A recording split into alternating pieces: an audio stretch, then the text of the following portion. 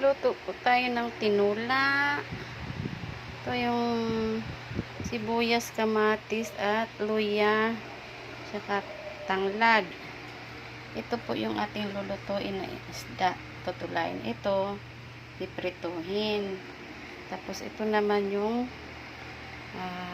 gagamitin nating gulay sa tinula.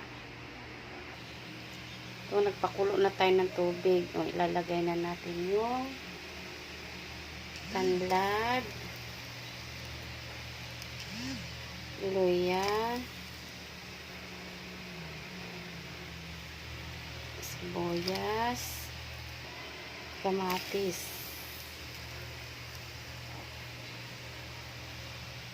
Yan.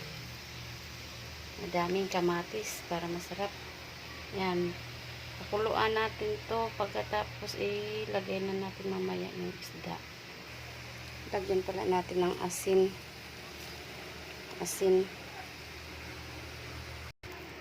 Tapos ilagay na natin yung isda. Makulo na po siya.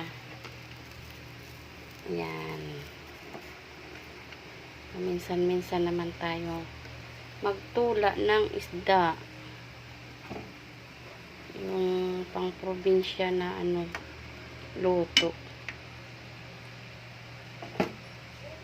Yan, tapos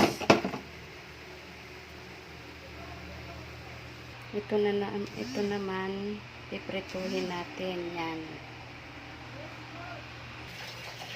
Lagyan natin ng pampalasa. Ay, shit.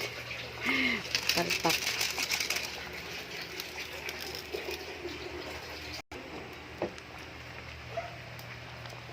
Lagyan na natin yung gulay.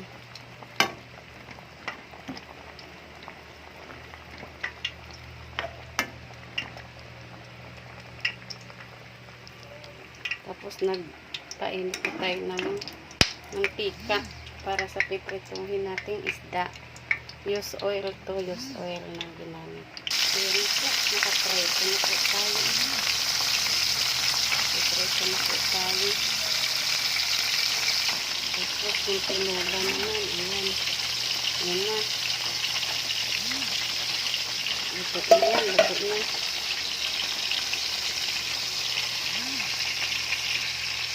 Tikman lang po natin ang sabaw.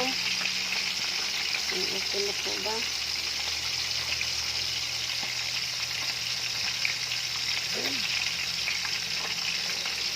Okay na po. Sarap. Malasa ang gulay.